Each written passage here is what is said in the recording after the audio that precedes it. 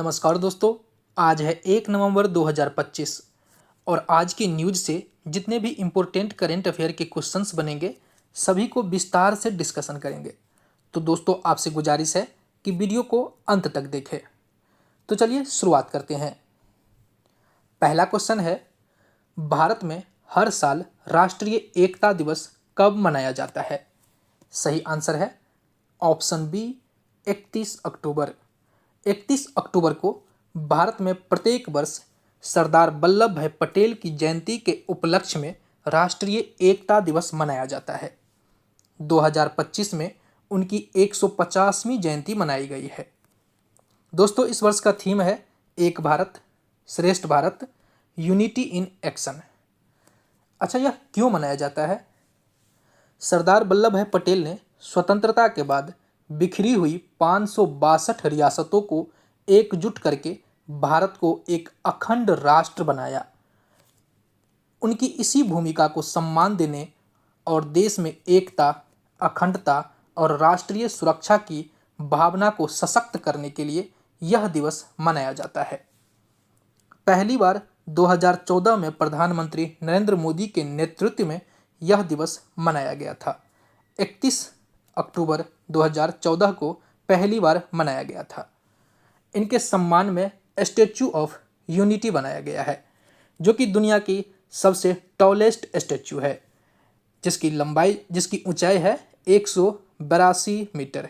182 metre इसकी ऊंचाई है, जो कि स्टैच्यू ऑफ लिबर्टी से लगभग दो गुना ऊंचा है। दोस्तों बात करें यह कहाँ पर बनाया गया है, तो गुजरात के नर्मदा जिला के केवड़िया में सरदार सरोवर बांध के पास एक साधु बेट द्वीप है। एक साधु बेट द्वीप पर यह स्टैच्यू ऑफ यूनिटी बनाया गया है। नेक्स्ट क्वेश्चन, भारत और किस देश ने 10 साल के लिए रक्षा फ्रेमवर्क समझौता डिफेंस फ्रेमवर्क एग्रीमेंट पर हस्ताक्षर किए हैं? सही आंसर है ऑप्शन सी संयुक्त राज्य अमेरिका। भारत और अमेरिका ने अपने रक्षा संबंधों को मजबूत करने की दिशा में एक महत्वपूर्ण कदम उठाते हुए 10 साल के लिए रक्षा फ्रेमवर्क समझौता किया है। इस समझौता का उद्देश्य भारत और अमेरिका के बीच रक्षा सहयोग को मजबूत करना, विशेष रूप से इन क्षेत्रों में जैसे सैन्य अभ्यास, रक्षा प्रौद्योगिकी और अनुसंधान, रक्षा व्यापार, सूचना साझा करना, इन सब पर विशेष ध्यान दिया गया है। तो चलिए बढ़ते हैं अगले क्वेश्चन की तरफ। भारत की पहली सहकारी कैब सेवा भारत टैक्सी किस शहर में शुरू होने जा रही है? इसका सही आंसर है ऑप्शन सी नई दिल्ली।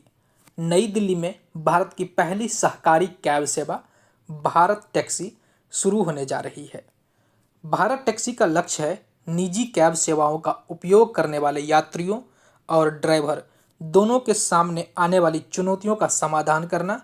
यह नवंबर 2025 में दिल्ली में शुरू होने वाली है। चलिए बढ़ते हैं अगले क्वेश्चन की तरफ। भारतीय मूल के किस व्यक्ति ने द वर्निंग अर्थ नामक पुस्तक के लिए ब्रिटिश अकादमी पुरस्कार जीता है? सही आंसर है ऑप्शन सी सुनील अमृत। सुनील अमृत ने अपनी पुस्तक द बर्निंग अर्थ के लिए ब्रिटिश अकादमी पुरस्कार जीता है। दोस्तों यह भारतीय मूल के लेखक सुनील अमृत ने अपनी पुस्तक द बर्निंग अर्थ के लिए ब्रिटिश अकादमी पुरस्कार 2025 जीता है। चलिए इस पुस्तक के बारे में थोड़ा देखते हैं। यह जो पुस्तक है सुनील अमृत द्वारा लिखी गई है, जो वर्तमान में येल यूनिवर्सिटी में इतिहास एवं पर्यावरण अध्ययन के प्रोफेसर हैं। कौन? सुनील अमृत। दोस्तों यह जो पुस्तक है पिछले लगभग 500 वर्षों में मानव और पर्यावरण के बीच कैसे संबंध बने, कैसे ग्रह बदला गया और कैसे हमारा इतिहास पर्यावरण द्वारा बदला गया, इस पर एक वैश्विक अध्ययन किया गया है। दोस्तों इसका जो प्रथम प्रकाशन था 2024 में प्रकाशित किया गया था। ग्लोबल फायर इंडेक्स 2025 में भारत को कौन सा स्थान दिया गया है? सही आंसर है ऑप्शन बी चौथा। भारत को ग्लोबल फायर इंडेक्स में चौथा स्थान दिया गया है। इस सूची में अमेरिका पहले स्थान पर है, दूसरे स्थान पर रूस और तीसरे स्थान पर चीन है। यह जो ग्लोबल फायर इंडेक्स है यह विश्व की सबसे शक्तिशाली सेनाओं को मापता है। भारत का स्थान चौथा है। नेक्स्ट क्वेश्चन, अंतर्राष्ट्रीय सौर गठबंधन ISA के 8वें अंतर्राष्ट्रीय सम्मेलन का आयोजन कहाँ किया गया? इसका सही आंसर है ऑप्शन डी, नई दिल्ली। नई दिल्ली में अंतर्राष्ट्रीय सौर गठबंधन के 8वें अंतर्राष्ट्रीय सम्मेलन का आयोजन किया गया है। दोस्तों बात करें अंतर्राष्ट्रीय सौर गठबंधन की, तो इसका जो इस बार का सम्मेलन है 8वां अंतर्राष्ट्रीय सम्मेलन नई दिल्ली में इसका आयोजन किया जा रहा है। यह सम्मेलन 28 से 31 अक्टूबर तक आयोजित होगा। इस सम्मेलन की अध्यक्षता भारत के विद्युत, नवीन एवं नवीकरणीय ऊर्जा मंत्री RK सिंह ने की है, जबकि इसमें 100 से अधिक सदस्य देशों के प्रतिनिधियों ने भाग लिया है।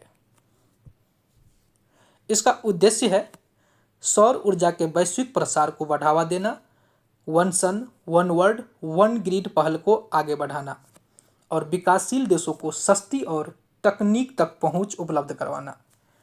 दोस्तों बात करें इसकी स्थापना कब हुआ था? इसकी स्थापना जो भारत और फ्रांस ने 2015 में पेरिस जलवायु सम्मेलन के दौरान की थी और इसका जो मुख्यालय है गुरुग्राम में है, हरियाणा गुरुग्राम में यह इसका जो मुख्यालय स्थित है। दोस्तों इस वर्ष का इसका जो थीम है सौर ऊर्जा सहयोग और वैश्विक ऊर्जा न्याय। नेक्स्ट क्वेश्चन, किस राज्य में भारत का पहला डिजिटल खाना बदोश गांव डिजिटल नोमैड विलेज स्थापित किया गया है? इसका सही आंसर है ऑप्शन बी, गोवा। गोवा में भारत का पहला डिजिटल खाना बदोश गांव स्थापित किया गया है। यह पहल गोवा सरकार ने गोवा टूरिज्म डिपार्टमेंट और नोमैड गोवा नामक स्टार्टअप के सहयोग से शुरू की है। इसका उद्देश्य ऐसे लोगों का है जो रिमोट वर्कर्स हैं, रिमोट वर्कर्स जैसे फ्रीलांसर हो गया, जो वर्क फ्रॉम होम पर काम करते हैं, उसके लिए इंटरनेट के माध्यम से दुनिया में कहीं भी रहे वह काम कर सकते हैं, चाहे अपने राज्य से बाहर हो या अपने देश से बाहर हो, वो अपना काम कर सकते हैं। तो इसका जो सही आंसर हो जाएगा ऑप्शन बी, गोवा। इसका जो उद्देश्य क्या है? गोवा को वर्केशन हब के रूप में विकसित करना, स्थानीय रोजगार और पर्यटन को बढ़ावा देना, भारत में डिजिटल नोमैड इकोसिस्टम का विस्तार करना, इस गांव में जो है हाई स्पीड इंटरनेट, को वर्किंग स्पेस, को लिविंग सुविधाएं और स्थानीय संस्कृति से जुड़ने के अवसर दिए गए हैं। Next question, Asia Pacific city summit 2025 का आयोजन पहली बार कहां हुआ है? सही आंसर है ऑप्शन सी, हैदराबाद। हैदराबाद में एशिया पैसिफिक सिटी समिट 2025 का आयोजन पहली बार हुआ है। दोस्तों ध्यान रखेंगे, यह जो है एशिया पैसिफिक सिटीज समिट 2025 यह भारत में पहली बार किया जा रहा है। इसका आयोजन भारत में कहाँ पर? हैदराबाद में। एशिया पैसिफिक सिटीज समिट 2025 का आयोजन पहली बार भारत में तेलंगाना की राजधानी हैदराबाद में किया गया है। यह summit Brisbane city council Australia और ग्रेटर हैदराबाद नगर निगम के संयुक्त सहयोग से आयोजित किया जा रहा है। तो इसका जो सही आंसर है ऑप्शन सी, हैदराबाद। इसका मुख्य उद्देश्य है एशिया प्रशांत क्षेत्र के शहरों को एक मंच पर लाना, शहरी नवाचार, स्मार्ट सिटी विकास, पर्यावरण संतुलन और सतत विकास लक्ष्यों पर सहयोग बढ़ाना। यह समिट पहली बार ऑस्ट्रेलिया के बाहर और भारत में किया जा रहा है। इससे पहले हर बार ऑस्ट्रेलिया में ही होता था। यह ऑस्ट्रेलिया से बाहर पहली बार हो रहा है और भारत में पहली बार किया जा रहा है। इसमें 100 से अधिक शहरों के मेयर, शहरी योजनाकार, निवेशक और नीति निर्माता भी शामिल हुए हैं। इसका थीम है smart cities for a sustainable future. Next question, दुनिया के सबसे वृद्ध राष्ट्रपति के रूप में पॉल बिया को किस देश का राष्ट्रपति नियुक्त किया गया है? Option C, Cameroon. सही आंसर। पॉल बिया कैमरून के राष्ट्रपति हैं और दुनिया के सबसे वृद्ध राष्ट्रपति के रूप में जाने जाते हैं।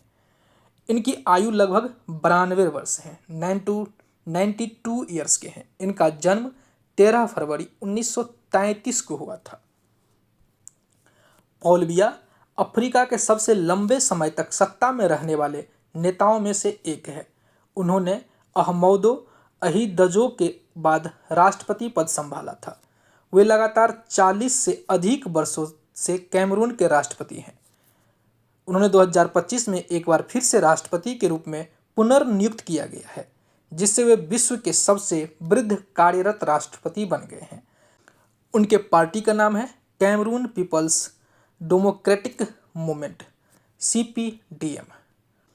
तो दोस्तों, यह था हमारा आज का लास्ट क्वेश्चन। चैनल को सब्सक्राइब कीजिए, लाइक कीजिए और कमेंट कीजिए। जय हिंद।